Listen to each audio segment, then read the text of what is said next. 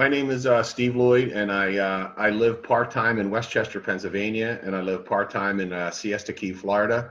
I have multiple companies, about 26 different LLCs, all of them surrounded around real estate, geared towards real estate. And my mothership company is Stone Bay Holdings, where my forte and my expertise is raising capital. I've been raising capital for like 14 years. Probably raised over $120 million. I have active investors right now, like 63 million. So in the fund, there's three pillars. I actually partner with people, with strategic partners, I call them. We buy reperforming notes and non-performing notes. I lend private capital on a high level. So my loans are like anything over 500,000 to 5 million, but they're with my strategic partners. I don't publicly lend money. And then I buy apartment buildings over 15 million to 20 million range. In mobile home parks, I buy in the $5 to $9 million range. My partner is Kerry Fakes. We've been partners for about 8 years now, and she's my rock. So we're very phenomenal partners. Wow, that's a lot to digest. Steve, I guess to break it down a little bit further, I mean, how'd you get started in real estate? So I actually, Dave Van Horn, which a lot of people know, he's a very good friend. We've been friends for, I'm getting old here, like 30 years. He kept trying to take me to real estate. I used to own a pizza shop in my 20s and the first couple of years of my 30. And I guess around 33, he took me to a real estate meeting down in Rillington, Delaware. I saw all these Yahoo real estate investors telling me that's the greatest thing since sliced bread. So, I got involved in the mortgage company. We only did loans for investors. So I was doing loans for investors, started buying single family. And then that's when we had the crisis back 13 years ago, and I couldn't go to the bank for financing. So it forced me to raise capital from individuals. So went to my best friend. He gave me like $35,000 to $60,000 for my next deal. Then he gave me a friend, then it was a family member. My sister-in-law got involved with me, and it just kind of like, it wasn't like I didn't raise $2 million that year. It was probably like, 50 here, got the structure down, raised 100, talked to a securities attorney, which I think everyone should do if they're going to raise capital, because there's definitely laws that you need to follow. And a lot of people don't want to follow the rules, but I think where I got today is because I follow the rules. I remember talking to my securities attorney in the beginning. I'm like, will you just stop saying these things that I need to do? You're making it too hard. But what it was learning what it was all about, taking somebody's money and being responsible for it the right way. And that led me into raising from accredited investors. So an accredited investor is someone with $1 million worth of assets. If they're single, they got to make $200,000 a year. If they're married, they got to make over 300. And it was a big decision then, because I could have went the unaccredited route, but I decided to go the accredited route because I felt that was the best move I made back then. And then I went to Temple University, and all I did was teach people how to be the bank, exactly like a Bank of America would give you a loan on a rehab or a rental property or one of your local banks. I just took a person and treated that person like the bank. There's a book called The Banker's Code, and it was written by George Anton. And I think not only for the person that's raising the capital needs to understand that book, but then that book was my marketing arm to get investors to understand what I needed to do for them, where they could lend me money at 65% loan to value. But just like a commercial bank would do, I'd give them all the tools for the security, the note, the mortgage, assignment of rents, personal guarantees. And some people question me, like, why would you give them personal guarantees? I'm like, well, your project's going to make it. If it doesn't make it, it's your responsibility to make sure that investor gets paid back. And even like questioning it, because if you go to someone that's lent money before and you tell them you're only going to get a certain amount of paperwork, they're going to question that. But people have to remember, when you start raising money and you take care of individuals, they actually become your marketing arm. Because if I take money from Harry and I do everything right and I walk him down the road up to the fundamentals of how to raise capital, if I do everything right, he's going to be what? A referral. He's going to give me another person to maybe lend money to me. So I went on to Temple, built about a $14 million portfolio there. I have that today. Yeah, I had about 180 students that rented from me, but the past 2 years I've been selling Temple, just because my location has changed more to Siesta Key, and I just don't want to deal. I'm not happy, and you can tell all the people at City Hall. I think they're ridiculous, and that they're taking that city the wrong way. Very pro-tenant instead of being just fair to the entrepreneur, and they make the entrepreneur suffer there. So send that to whoever the mayor is there. So that's kind of my story, how I started raising capital. It was one person at a time, a stepping stone, learning really. So would you like me to talk about a typical deal back then, or? Yeah, that was gonna be our next question. I'll talk about like one of the first deal you've done and how you actually raised. Like, what did you say to that before you actually were Steve Lloyd, right? Before everybody knew who you actually were. You were just a guy, that used to own a pizza shop and now wants to do real estate. How were you able to convince them to give you that money? Yep. So it's not convince. Okay. It's show. I don't try to convince anyone in my life to do anything. I show people what I'm doing. I show investors what I'm doing, and I create, what the first step is. An investor is going to look at who Steve Lloyd is.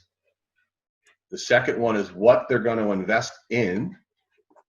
The third is about how they're going to get their money back. There are the three things: who I am, what I'm investing in, and how I'm going to get their money back. They're the three components to raising capital. So if I just take a typical deal back 13 years ago, I create equity. I don't buy. What I mean by that, I would find a distressed asset.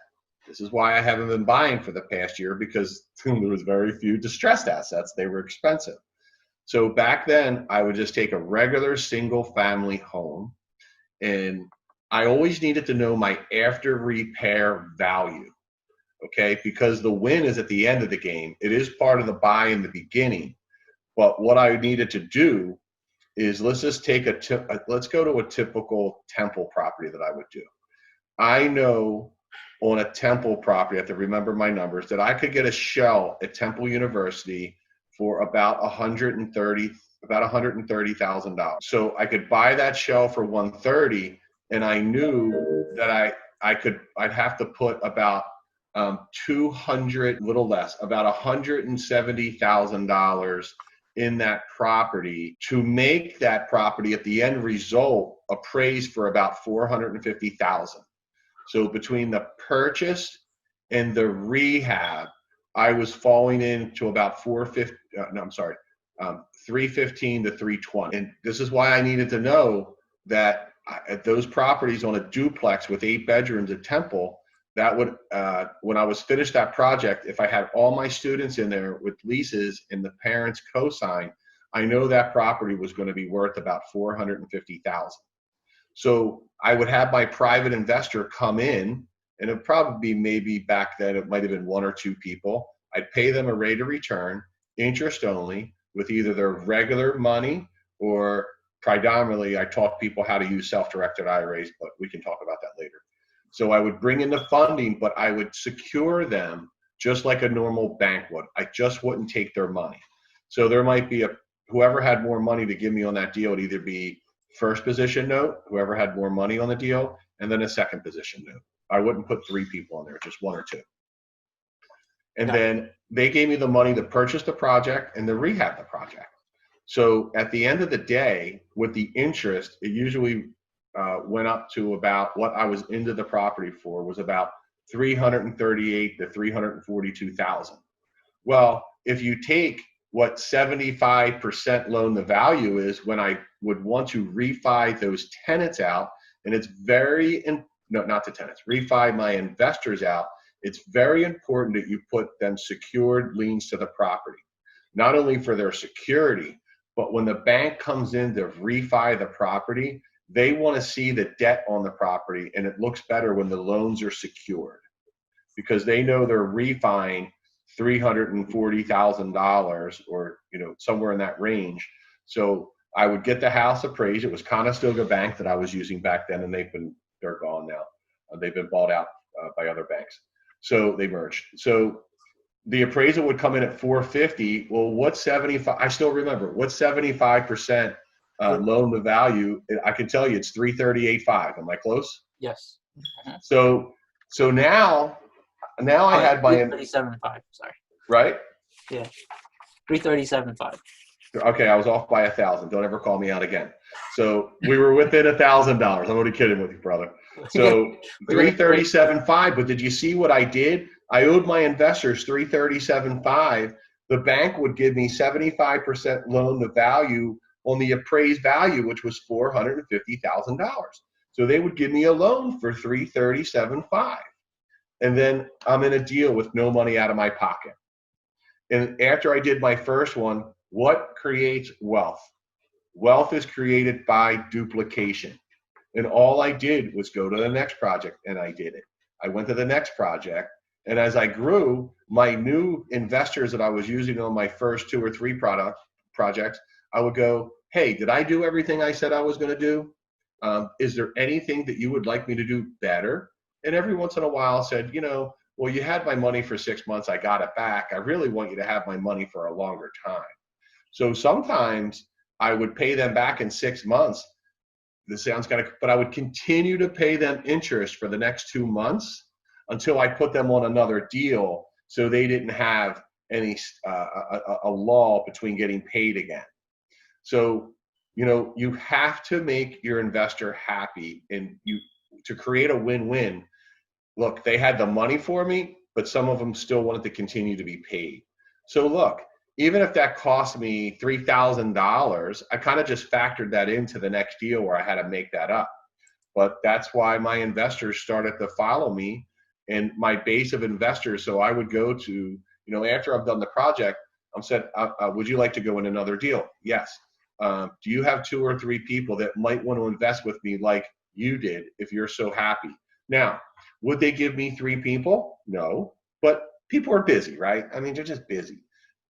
But I would really try to get at least 1. So if they gave me 1 or 2 or 3, at least I got to sit down with 1.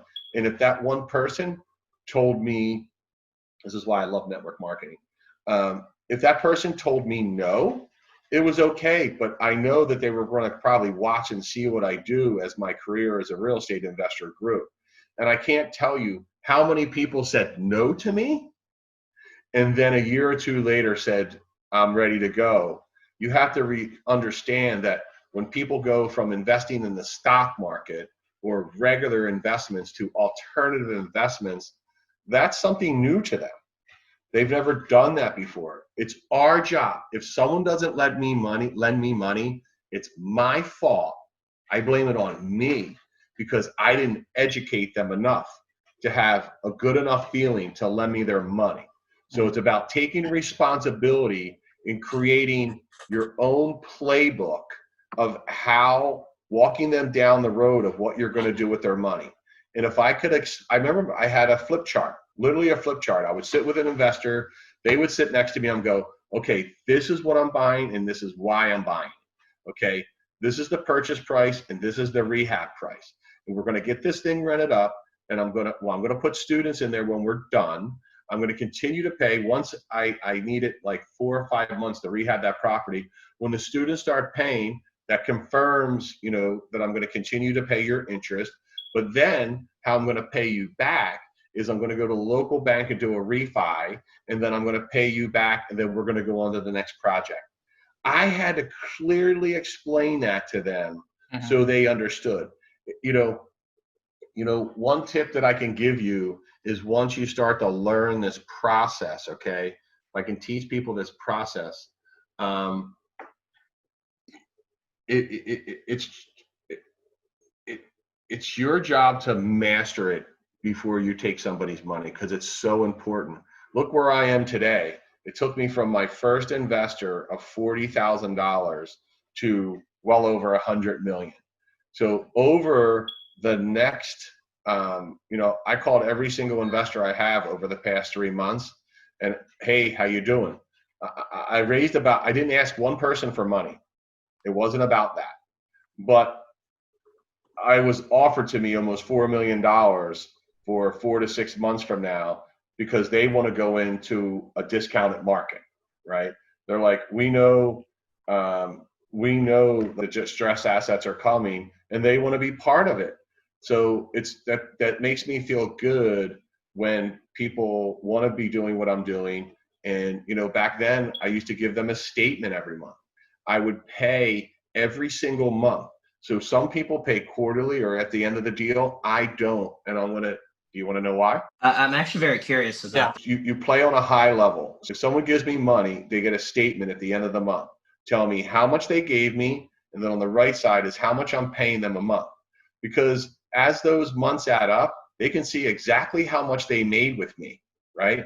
So if I give them $2,000 a month, 8 months later, they can see I highlighted in red that they made $18,000. That's a key to pay people every single month, because if a person comes into me for the first time and I don't pay them to the end of the project 6 or 8 months later, they didn't get any money. They're not going to give me more money if I never paid them, right?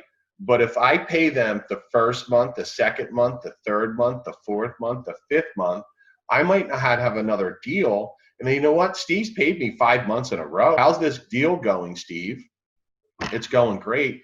All right, well, I got another extra $100,000 before that deal's even done. So I think it's very important for you to factor in your numbers on your purchase, your rehab, and your cost of capital paying on a monthly basis.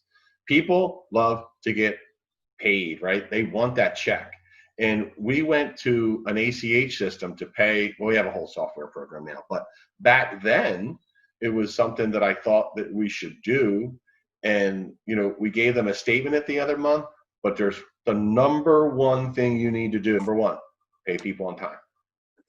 When people wake up on the first of the month, they should be able to go to their bank account, bring up their bank account, and see a deposit from the 31st of the previous month.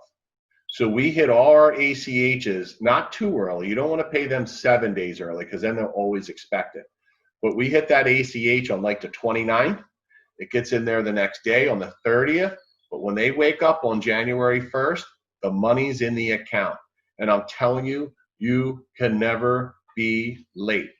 And I'll explain why. So remember, they're my marketing arm, right? So if we'll use Harry. If Harry is my investor and he's getting paid and I miss a payment, or not only miss a payment, I pay him on January 10th, and then he's my referral, right? He's my marketing arm. He's talking to Bill. Hey, has Steve Lloyd ever been late? One time.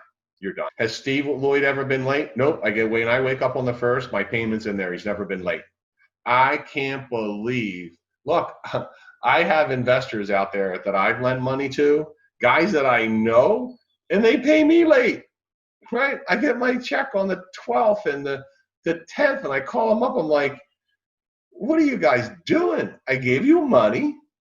We have basically a contract. We have a note and a mortgage that you're paying me on the 1st. It doesn't say in there, pay me on the 7th, pay me on the 1st. I expect my money on the 1st. Maybe whenever you feel like it. Is there questions on what I was just talking about? No, not specifically, but what I like to do is actually if you can elaborate a little bit about the presentation.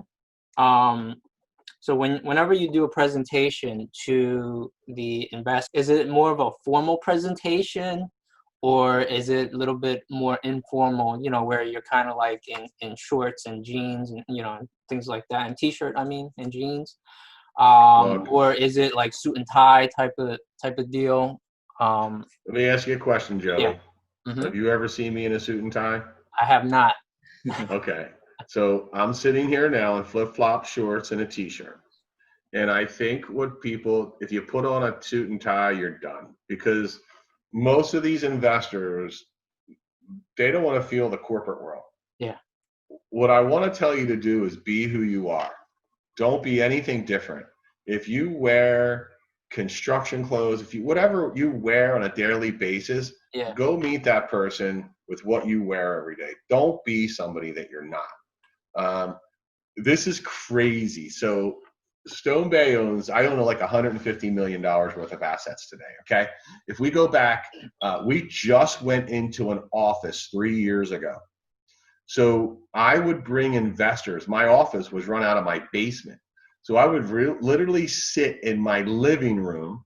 People would walk in and we would sit in my living room and do it.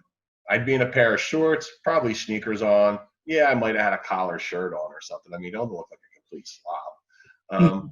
But I can't tell you how much money I raised just in my normal home setting. Make people feel comfortable. You want a drink of water, and I would spend time with them. You got to remember, you're asking for something. But for me, today it's a little different. So today is more like an interview. I'm not chasing money or I'm not begging for money. Today I actually interview the investor, right? Or even I'd say after the first year, it turned into more like I'm interviewing them. They're interviewing you. But I don't want to bring in the wrong investor that we don't meet eye to eye. I want to ask the investor, what are your goals are? What kind of return do you want? Well, I want a 14% return. Well, I'm sorry, my company doesn't operate that way. I can't make any money with a 14% return. I'm just not your guy. I can't tell you how many investors that I turn around. We pay out an 8% preferred return today. If they want 11 or 12, I'm not your guy. But Joe, the investor who I'm kind of interviewing today, do you want to use IRA money? Do you want to do regular money? Do you have a line of credit on your house where I would always pay 2% more, because if they were using their line of credit, they might be paying 3.5% or 4% interest, and then I might pay them 10 or 11, so they could still make a spread on the money's bank. So it was kind of seeing what they wanted to do, what their timeline was. Was it regular money? Was it IRA money? And if they didn't know how to use IRA money, then I would give them a pamphlet on Camel Plan. That's who I have, like 200 people there. So back then, I would give them a pamphlet on Camel Plan. I would say, go to camelplan.com and look at their website. This is a self-directed IRA company that will not make decisions for you on where to invest your money, but they're more like a custodian for you. They're a means to get out your investments for a consistent return. That's incredible. Elaborating on, like when you got started with investors, how did you speak to them to give them more of a debt rather than an equity? And did you, or what did you do at the beginning? Because I know a lot of people that I've spoken to, they typically are looking to be an equity partner or something to that extent. It's all of what you tell somebody how your company's set up. So that's a good question, because not many people ask me, but that really means a lot to me. So Steve Lloyd, I don't know how to word this in the right way. I just chose to pay a rate of return. If somebody wanted equity, they just weren't an investor for me. I'm not willing to work my buns off to just, at that time, I do it a little differently today, but at that time, I just wasn't willing to give up equity. But I'm not saying that was the right thing to do. I just wanted an investor that wanted a rate of return, because when you kind of think about it, they are your partner. It's really not the true definition of equity, but you guys flip, right? Mm-hmm. When you do a flip, okay, this is what I would explain to the investor and see if this makes sense to you. When you do a flip and you bring an investor in and pay them a rate of return, do they have any chance of downside? No. Like you? No. No, because they're getting paid a rate of return. Now, be honest with me, how many flips that you've done, and if you really look at the statistics of your final numbers, if you say, Joey goes and does a flip and he thinks that he's going to make 40 grand, and he doesn't make 40 grand, but the investor got 15,000 in interest, and then at the end of the day, you ended up making 30 grand, they ended up making 15,000, right? Mm-hmm. Well, that's a pretty good return on your money where I would tell the investor, you're guaranteed this interest, but you're not guaranteed a profit at the end. And I can't tell you what that profit was going to be. So for them, they go, you know what? I'll take the interest because I want to know what the investor gets to know what they're going to make at the end of the deal at 9 months if they're just an investor in a rate of return. Yeah. You can't really tell them what they're going to make at the end of a joint venture, right? They could make 20 grand, 5 grand, 8 grand. That deal that you thought you were going to make 40, you only make 20. Then they might be 25% partner. They only get 7. But when I started Stone Bay and started the fund, now, do you want me to stay back in the 12 years ago? That's where, when I started, because you have newbies on here, when I personally when I lend money, I don't take equity. Very rarely. Sometimes I do. Things are different today. But if we go back a couple years ago, I was lending money and taking equity share of the deal. And I noticed at the end that I would have made more money on my interest return than I was making on my equity return. So it's very different for me now. Now I'm dealing with millions of dollars, so the structures are a little different on different opportunities. But, when I'm lending my personal money, very rarely when I'm funding rehabbers that I'm asking for equity. Because I know when I'm charging, look, I'm not cheap. I'm 4 points and 12. And everyone tells me I can't get 4 and 12, but I get it all day long. Because not only, it's like Shark Tank, right? Not only are they getting my money, they're getting my expertise. They got someone to call 7 days a week, 24 hours a day to ask them questions about their project, how they should structure their company. I can't tell you how many people that I help them with their accounting, because Kerry is an expert in accounting, get all my knowledge over 14 years. And what I noticed with the common flipper investor, real estate holder, they don't understand accounting. They don't understand accounting. And Kerry actually puts policies and procedures and get them to understand how the accounting works. Getting a little off topic, I'm sorry. No, but it's not the deal. You can have the greatest slice of pizza. You can have the greatest taco restaurant. You can have the greatest cell phone business.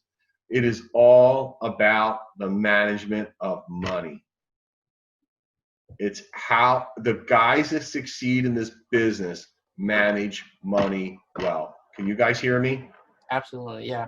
Okay. It's about, I used to have a pizza shop. I had an amazing pizza, but if I had sales, employees, and tax distributions and sales tax, if I didn't manage that money, my pizza shop would have went out of business. And that's why you see that most small businesses open up. It's not because they don't have a good product. It's because they can't manage money. That's very true. Phew, I'm getting all pumped up, man. Let's do this. What else we got? No, I'm definitely learning a lot. It's Same here. ridiculous. This is one. I think this is one of the best podcasts we have. Yeah, by far. Well, I'm your first one, right? No, this is gonna be what, episode like 26 or 7, something like that. I think it's like 28 or 29. Yeah. I'm a little offended that I dropped all the way down to 28 or 29, but it's okay. Well, I mean, in my defense, I really didn't know you. Right. I'm going to talk to Joey here. Well, now you know me. Now we're friends. Now you can call me whenever you want. Borrowing money, or should we move on to like now what you do? Because I know you do things with like Airbnb and whatnot as well. Why don't we? Do you want to talk about the state of the market and what I'm thinking for the next year? Yeah, definitely. Okay. Should investors be cashing up, right? Sort of like saving up, or start to kind of raise capital for this next 6-month push, where all these good deals are coming, like you indicated earlier. Yeah. So kind of what I'm doing is people going, what are you doing, Steve Lloyd? And I'm going, really nothing. I'm sitting, waiting, watching, because I think the risk factor is just too much to go into the market right now. To me, I don't want to scare anybody, but I believe this is worse of what's going on than 13 years ago. I think there's going to be a massive, unfortunately, there's going to be a massive buying opportunity 6 to 9 months from now, and I think it's going to last for a year or two. We needed a correction. This is not how I wanted a correction to happen, but You know, if you think about what happened 13 years ago, people were going to the movies, they were going to the malls, they were getting on airplanes. Today, people aren't going to the movies, they're not going to the malls. You know, unfortunately, what you're watching on the, I believe in the stock market is just a fallacy. It's not our world. Mm-hmm. That's the corporate world that's going on. That's where a Fed's pumping a tremendous amount of money into these companies. They're buying, they're flooding the airlines, all these industries with money so they can stay on top. We're just small little entrepreneurs in the big picture of things. So, you know, when I sit here, I'm living in Siesta Key right now. When I walk down the street at night, I see 3,000 vacant rentals. I see construction projects that are halfway built that they owe that bank money and the market just dropped 20%. So when you're looking at a construction project on a house, you're probably looking at 15 to 20% margins. Is that about it on the sale out? Yeah. So if they have a loan that they bought at the top, if they have a piece of property that the guy, if they bought that at the top of the market and construction prices, the material prices are up, and then they owe the bank money on a construction loan, and by the time they get it sold, or by the time they put it up for sale and the market's down 20%, well, that guy has two choices, right? He has to walk away from that loan, or he has to finish the project and probably lose money and not make a dime for a year's worth of effort. When I look at Las Vegas, if you just put this into perspective, I think Las Vegas is a good place to look. There's an entire city that's shut down, that's a service-based city. I think it's going to be decimated. I can't even tell you how bad it is there. I have an investor there. He says, Steve, it's a city that's a ghost town. So we think Philadelphia or New York's quiet. Just to think about where a whole city is based off of. There's not financial advisors there. Yeah, there's a couple, right? But Philadelphia's got the exchange. They got, there's tons of advisors there. But in Las Vegas, it's geared towards casinos. So I am not the person right now people are looking at the stock market and saying, okay, this is going to be okay. I think they're looking at the wrong places to see if this is okay. This is going to be bad. So Steve Lloyd, I am sitting tight. I'm looking. I am talking about people. I'm talking about raising capital. I'm talking about, where I was a month ago to maybe changing my strategy of what I'm going to invest in 6 months from now. Is it going to be a single family flip? Is it going to be that I sell? Is it going to be more notes, non-performing notes or re-performing notes, right? Is it going to be a commercial property?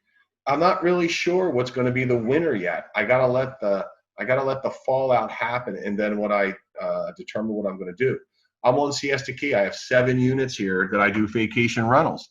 If you would have asked me a month and a half ago, how's my vacation rental market going with Vrbo and Airbnb, I would have told you that all my properties are full. I would tell you I'm booked to almost July. I'm telling you it's one of the greatest things I ever did. I'm a very social guy, so I love meeting people from all over the world that are renting my properties, to today where I'm the only one here. They're all vacant. I got canceled $60,000 in bookings.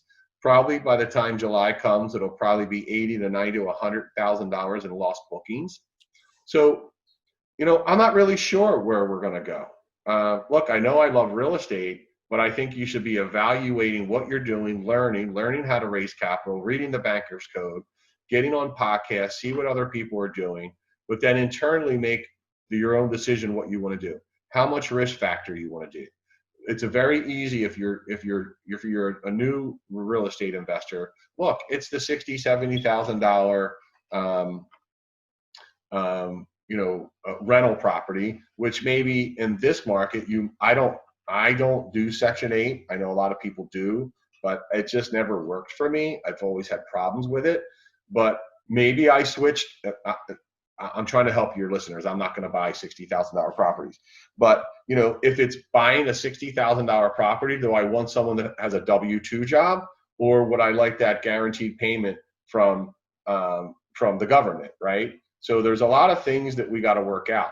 Vacation rentals, the only reason I feel comfortable here in Siesta is because it is the #1 beach in the country. It has just got ranked #1 in the country, and it just got number 11 in the world. So do I think people are going to come back to Siesta faster than they'll come back to the Daytona Beach or St. Pete or maybe even Naples, because this is a crazy gorgeous here. So is it investing in an apartment building? You got to figure out what you want to do and create a plan for it, because there will be a massive buying opportunity. Not only maybe, if you're a newbie, partner with someone on a rental property. Always be careful with that, because a partnership is like a marriage. It could be devastating 5 years from now, because there has to be fair exchange between the partners, and that's a rare thing to find. And my partnership with Carrie Fakes is there is fair exchange. I have my roles, she has my roles. At the end of the day, we know we can go home and wake up the next day, and I know Carrie got done what she needed to do, and I know I got done what I needed to do. So there is a lot of unknowns now, and that's why I'm taking a wait and see attitude. And you have to be like Warren Buffett right now. You have to be patient. Patient wins the investment game. Most of you guys, if you're just getting into this market and you're a newbie for 1 or 2 years, guys, you got 30 years to invest. Don't jump in. Don't make mistakes. I believe this market's going to drop 15 to 25%. Do I have a crystal ball? No, I don't, but you kind of just look and see what's going on. It's not good. Yeah, it's great. You just answered kind of had a question about the Airbnbs. A good strategy to sort of purchase Airbnbs that are already existing, but the homeowner or the the person that owns the Airbnb, they can no longer afford to keep it because they have no income right now from the Airbnb. Is it a good time to buy them out? Let's think about that. So one, you got to have cash if you're going to own an Airbnb. Right. We're not being affected because I've done pretty well, and I'm smart, and I have a fair amount of money sitting on the side, so I can still pay my mortgages. So think about what you're saying. You're saying, let's go buy an Airbnb where a guy doesn't have it rented and he can't get it rented, right? Because of the virus we have going on. So my answer to that is you can't go buy a property that you're not going to get it rented. Maybe at a certain price if you have enough money to hold on. But, look, if you're talking about, Airbnb or a vacation rental where I am, it's the first to get hit, okay? Because the people that are coming to rent your property right now and to come on vacation, that's a bonus in their life to go on vacation. That's something that they save for if they had money. They're going to not take that vacation this year. They're probably going to stay home and focus on their owner-occupied and their kids of what they have going on in the immediate, the next year. So I am going to look at more Airbnbs, but then I got to decide whether do I want to have, could you imagine if I had 20 units right now? That would probably be hurting me. So now I got to 7, and if you would have asked me 2 months ago, I'm going to own 50, I'm taking over Siesta Key Drive. Or I own a block in Philly, and this is going so well that I want to own 10 more on the block. Well, guess what? More isn't better.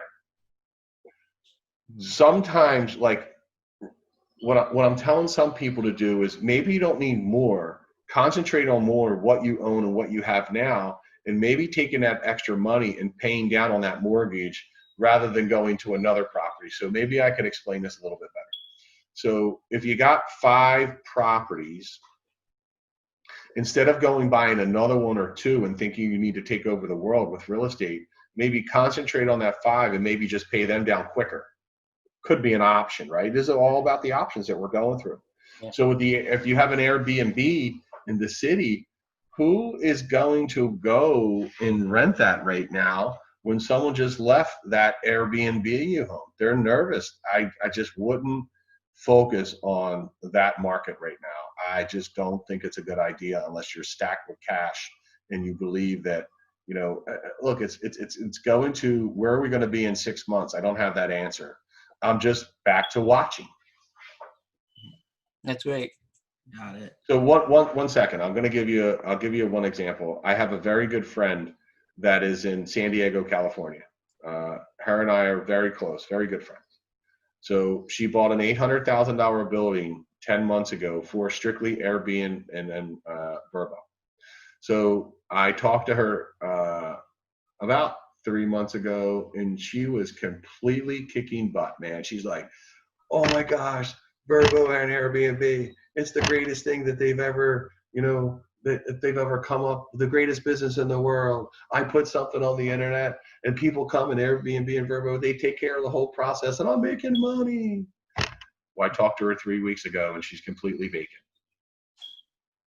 And Airbnb and Verbo won't even let you rent your properties right now. And she has to pay an $8,000 mortgage. Not good. But let me make this one point to the investor that's caught in a situation like that. The advice I gave her is, I asked her a question: how much equity do you have in that property before this started, right? Because we know it's going to drop. She had about $150,000, let's call it $150,000 in equity. Mm-hmm. And she wasn't really sure how she was going to continue to pay her bills. So what I said to her, as I said, why don't you look for somebody that wants to own an Airbnb in San Diego and sell off some of that $150,000 in equity? So sell that person $75,000 and maybe give them 25% of the deal. Leverage your stuff right now. If you can't make if you have tenants that aren't paying and you're going to struggle 4 months from now and pay your rental property mortgages, maybe bring in an investor that wants to be part of real estate right now and give up some of that equity, which we all have these egos. I'm not giving up equity. I'm not going to do that. Well, if you can get through this moment of time, which it is a moment of time, this will get better. It will be better. I'm not going to give you a time frame because I think it's going to linger for a while. But 2 years from now, if you just took one step back and you survived through this bad time of giving up equity, well, it's going to spring you forward for the next 8 years because you survived this downturn. That's I'm thinking. Nice. That's great thinking, because some people don't think that way. Like, some people might be like a little over leveraged and have equity in some of those properties that they have, and now like you're giving kind of like an like ulterior idea for people. Well, let's think about the person I was talking to. She's got $150,000 worth of equity. Her expenses are $10,000 a month. If I wrote her a check for $75,000 of her $150,000 in equity and she gives me 25%, she now has $75,000 to work for the next 8 to 9 months. Yes. It's probably going to get her out of her problem. Who cares if she gave up 25%? Who cares? It doesn't. It doesn't matter, because you're gonna find another deal and you're still gonna, have more properties down the road. Right. You're gonna get through your problem, and then you're gonna exceed, and then you got probably maybe another business partner. This happened to me. So if you go back 10 years ago, when I was at Temple, I had a bad partner. I did a lot of really not good things, and I thought I was going under 10 years ago. And I had, I did have equity there. So what I did is I went to somebody, and I didn't want to give up my equity the first 2 or 3 months, but I was ruining my life. I was walking around my shore house when I had that house in Wildwood, and I remember the whole thing. I remember the year. It was the worst year of my life. I go, everything I worked for, I'm losing, until I came to my senses. And it kind of happened by accident, because he was one of my lenders, and he asked me to go to lunch to talk about more lending deals. He didn't know how much trouble I was in. And he goes, look, I just sold my company for X amount, and I have a couple $1 million. I want to fund all your deals. And I was like, well, would you like to be my partner? And he said, yes. And he wrote me a check for $900,000. Wow. And he gave me a line of credit of like $600,000. And now today, God's honest truth, I just sold 7 of those properties over the past 2 months at extremely high numbers. If they're off my plate, they're off my plate. We did really well. But I look back at that time and I just said I was an immature investor. I didn't want to give equity. I didn't put my head between my legs and hurt my ego. And now we have the greatest partnership. And he's brought me about 30 investors since then that probably makes up about $9 million. So Wow. sometimes People don't think about those things. Right. So when we get in trouble, we have to think about, poor me or sad. Look, it's okay to get upset and go through. The mind is an amazing tool, right? I mean, you can be happy, you can be sad, it controls your emotions, and you're all over the place. You just got to take a step back and say, what are some options I can do to get out of here at this moment of time that's going to get me a year from now where I'm going to prosper again? But even giving up equity, you're kind of prospering, right? You might be giving up something here, but it's going to get you through this. So it's kind of prospering if you're making the right decisions. Yeah, absolutely. I did so it's funny you said that happened to you. So the same thing happened to me as well. Back in 2006, I had a partner. Well, actually, I didn't have a partner yet, but in 2006, I ran into some financial problems as well. And, so I owned 100% of my construction company, started it and everything. And then I went to one of my employees who was a really good friend. And I asked him, I said, hey, do you know anybody I can borrow some money from? Because, I had a lot of bills to pay. I had just purchased a home, my primary residence back in 2004. And so, like a couple of jobs didn't go as well as, I wanted it to go. And so, a lot of debt was racking up. And so he was able to kind of fund me, help me get rid of a lot of my debts. And I was able to catch up and things like that. And then I gave him 40% of my business, for doing that. But at the same time, in those, so we were partners for 5 years, from 2006 to 2011. And basically in that period, my business like really flourished. Lee knows him too, by the way. And like I said, my business really flourished because, I had somebody kind of like on the inside who was always at the job sites, who basically like made the quality and better, So Yeah. let's say if we were making 15% every job, now we're making 20 to 25% every job, just because we kind of buckled down and did everything better. So yeah, definitely. Giving up that ego is really, something you have to do. Look, it's all going to work out. It's how you make decisions today, how they're going to work out. You make the right decisions, stay level-headed, put the right people in your life, call people, communicate. I see the biggest problem with an investor is they don't reach out for help. Because the people they need to reach out for help, they usually don't want to tell them that they're having problems.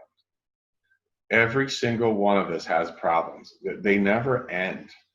If you show me a guy that you can tell me a guy, I'd love to talk to him, that I don't care how successful he is.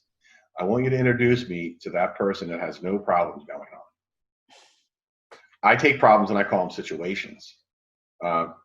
Just got to try to get away from the word problem. There's situations that we got to walk through and we deal through. And being an entrepreneur, you better be able to handle the situations and the problems more than you can handle success, because the problems are going to tear you apart. So I always am grateful and thankful. You see how I treat on social media. You don't see anything negative from me, right? And then when I take my 10 minutes of gratitude every morning, it's like, what's everything I have? I got friends. I can breathe. I live in Siesta Key. I live in Westchester. I got great partners.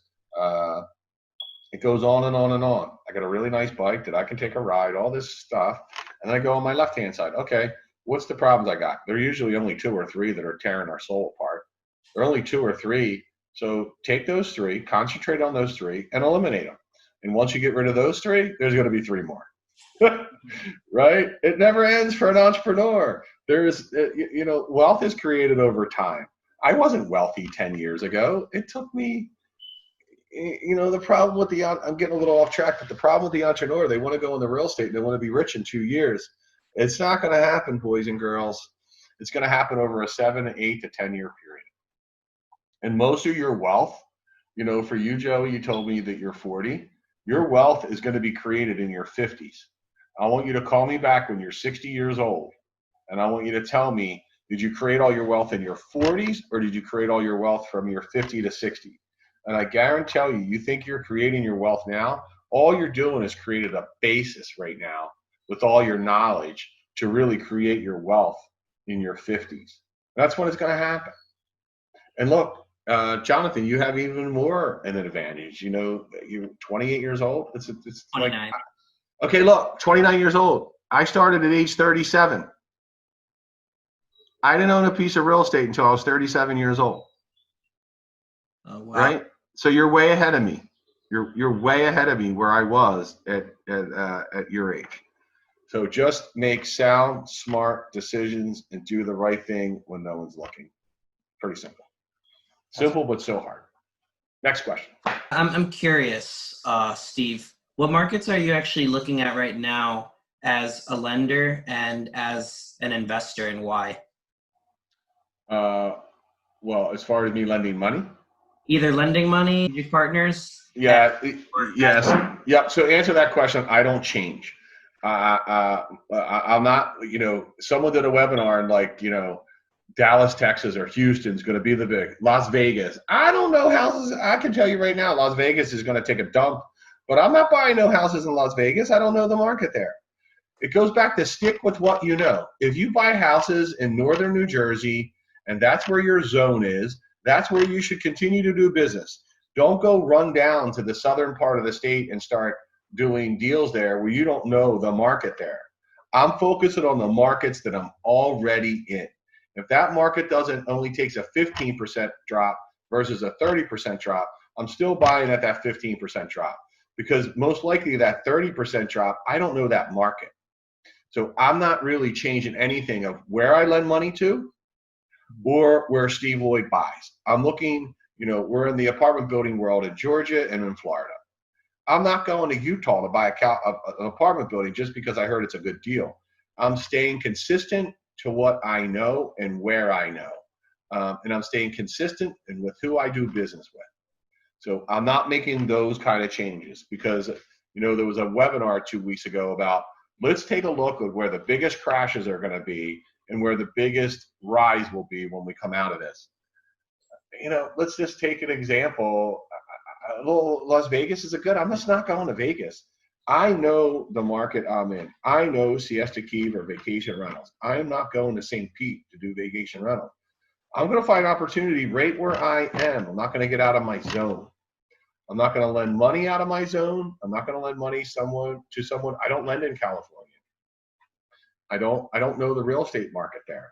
I'm not going to change in what I know to possibly make a bigger dollar amount because that very rarely happens. It's what you know is what will make you money. Does that make sense? Yeah, no, that makes perfect sense. So you guys, wherever you guys are buying, buy there and buy more and find better deals there more. Don't go jumping 9 townships over where the drive is farther. You might need new contractors. Stay in your zone, make your zone better. That's my opinion on that. Yeah, quality over quantity. Correct. Yeah. Why didn't you say that before? We wouldn't have had to talk for 5 minutes. Yeah. What are some good books that you like to read other than The Banker's Code, which you already mentioned? Yeah, or Audible. I'm not a book. I'm just the wrong guy to do the book thing. I just don't read that much. If I want to fall asleep, I start reading someone's book. It's just a very boring thing for me. My attention span can't go for 300 pages. But let's just, I'll give you some people you can follow, right? There's a guy named Scott Duffy, Duffy, Scott Duffy. Get on his Instagram, follow him. It's not really about real estate, but it's the fundamentals of business. You guys will just amazing information. You know, try to follow the typical people like Dave Van Horn.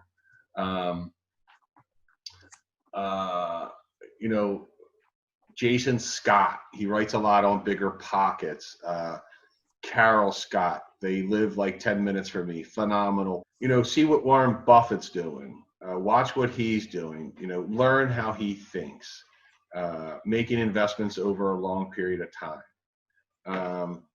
But I don't really follow a lot of people. I just really do my thing. I just kind of just common sense. People go, after they talk to me, they're like, Steve, you make it sound so simple. I really keep it simple. When someone comes to me for a deal and goes, this is how we're going to make money. We got to do this, and that. And I'm like, well, I'm not doing any of those because that doesn't equate to money to me. That just sounds like complication. I buy a piece of real estate, I rehab it, and I sell it. Okay. If it's a rental, I get a rental and I rent it. If I lend money, I just do the typical lending strategy. I don't do waterfalls and all this crazy stuff that makes everything so complicated. Real estate can be very simplistic. I listened to you guys before we got on the call, and I think that you need to have a combination of flips and holds. Flips are going to create your income, and holds are going to create your wealth. It's that simple. If you only hold, you're never going to have cash flow and you're not going to make it. If you just do flips, you're just another W-2 income employee. But when you have the combination to flip and bring in money at 10 or 15 or $20,000 clips, you do for a year, you're making 100 grand. And then if you hold 3 or 4 properties every single year, that to me is what's going to create your wealth. And if you can get those rentals, bank finance, just look at an amortization schedule. But every single month, the greatest thing I like to say about the business is I have about 1,800 tenants between mortgages and everything. I got 1,800 people that get out of bed and go to work for me every single day, and they're not W-2 income earners. And just, you know, I had that idea when I had like 10 tenants. I'm like, oh my gosh, I got 10 people to get up and go to work for me every single day and pay for my debt. There's not many greater things in the world, if you can ask me. And, you know, just take your time and be patient and, you know, don't overreact to this. Be disciplined. And I think everyone on the call that's listening will create success. How can people get in touch with you? I know you're on Facebook. Are you on Instagram as well? Yeah, here you go again. I don't even know what I'm on. I just got an Instagram account. I am on Instagram. I'll send you my handles, okay? I'll send you. I don't know what they are. I got to ask some person that's helping me. I'll get you my handles. I don't know any of it. I'll text it all to you, and you can give it to everybody. But mainly, me personally, I just do Facebook. I keep it simple. I do have an Instagram account. I actually would like you to get my YouTube because I'm going to be talking a lot about this stuff. So yeah, when we get off the call, I'll get that and you can get it out to everybody. You know, I need YouTube subscribers and Instagram. It would be a big help. And I don't want, you know, there's a lot of guys that are selling everything out there and they're going to sell this and they're going to sell this and they're trying to lead you on their YouTube for some profit for them. I'm telling you, I'm not trying to profit. I just love helping entrepreneurs. I was born an entrepreneur. I don't know anything else. And all I really want to do is help people in good times and in bad or whenever they need me. I can tell you over the past 3 or 4 weeks, I probably talked to 50, 60, 70 entrepreneurs. I was on the phone at 11 o'clock last night till 12, back on the phone at 7 o'clock this morning with people wanting to ask my questions. And look, this is my life. This is what I do. I don't have hobbies. I don't go golfing. I don't do a lot of these things. This is what I do. I love being an entrepreneur, and we got to get through this together. For me in terms of questions. Yeah, if you guys, you know, take a look at everything and you got more questions for me, we can jump back on tomorrow or Saturday or Sunday. Yeah, absolutely. Definitely. So, I mean, you know, thanks for being part of the show, Steve. It really means a lot. Good. You guys are really good guys. I see it. And just be careful and make good decisions. And if you need any help, give me a call. Absolutely. Thank you. All right. Have a great day. Take care, everyone.